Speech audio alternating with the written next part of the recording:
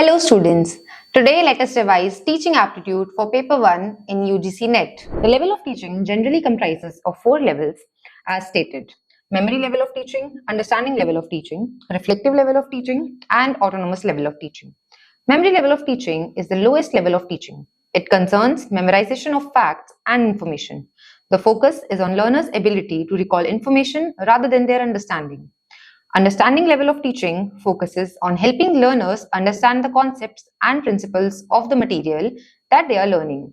The focus is on learners' ability to make connections with different parts of the material to new situations.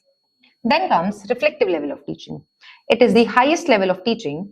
It is concerned with helping learners think critically about the material they are learning and develop their own understanding and insights. The focus is on learners' own ability to think for themselves and come up with their own ideas. This level is often used in advanced stages of learning after learners have mastered the basic concepts and information. Autonomous development. This is a student-centered approach to learning that emphasizes the learner's own initiative and self-direction. The teacher's role is to provide guidance and support, but the learner is ultimately responsible for their own learning. Bloom's taxonomy is a classification of education goals created by Benjamin Bloom and his colleagues in 1965. It is widely used in education and training to define and assess the cognitive, affective, and psychomotor domains. The cognitive domain is concerned with knowledge and intellectual skills. It includes 6 levels. The knowledge level is about remembering facts. The comprehension level concerns with understanding the meaning of information. The application level concerns with using information in new situations. The analysis level is about breaking down information into component parts. The synthesis level is putting information together to create new ideas. The evaluation level is about judging the value of information or ideas. The affective domain is concerned with emotions, attitudes, and values. It includes 5 levels: receiving, responding, valuing, organization, and characterization.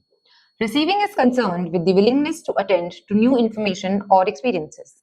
Responding is willingly participating in activities or expressing feelings.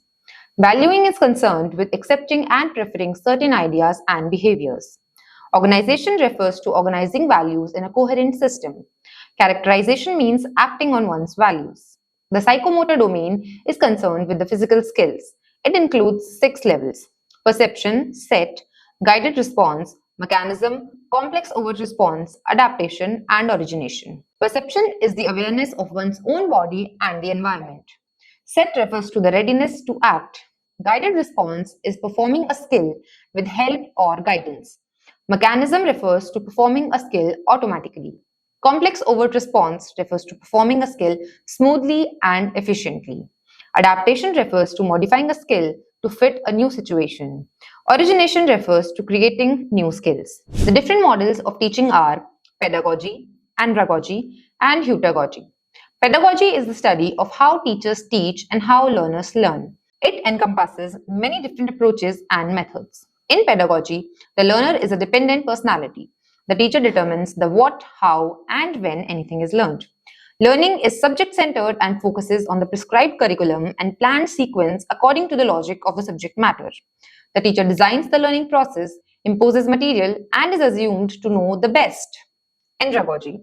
It is the facilitation learning for adults who are self-directed learners.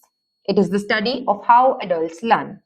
It is based on the premise that adults are more self-directed and motivated than children. The learner strives for autonomy and self-direction in learning.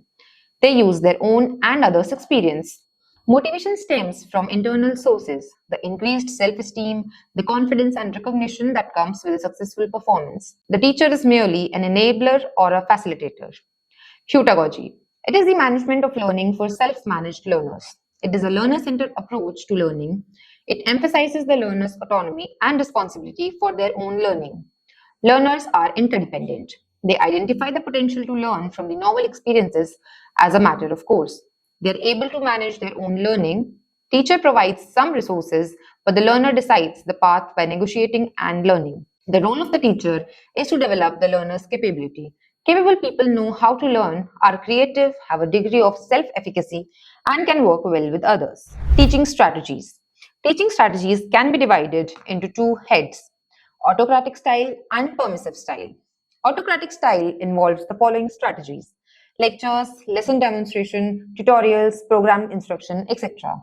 Permissive style includes the following strategies: question answers, projects, review, group discussion, role playing, assignment, discovery, and brainstorming. The various methods of teaching are discussion or debates, cooperative teaching, collaborative work, problem based learning, and case study learning. Discussion or debates is the most widely spread method of interactive teaching.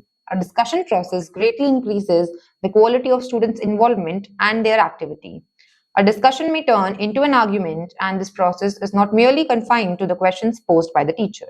It develops the student's skill of reasoning and substantiating their own ideas. Cooperative teaching is a teaching strategy in the process of which each member of a group not only has to learn the subject himself, but also to help his fellow students to learn it better. Each member of the group work at the problem until all of them master the issue. Collaborative work implies dividing the students into separate groups and giving each group its own task. The group members work at their issues individually and at the same time share their opinions with the rest of the group. According to the problem raised, it is possible to shift the functions among the group members in this process. The strategy ensures the students' maximum involvement in the learning process. Problem-based learning is a method which uses a concrete problem as the initial stage, both for acquiring new knowledge and integration process. Case study learning is where the teacher discusses concrete cases together with the students and they study the issue thoroughly. That's it for today's video.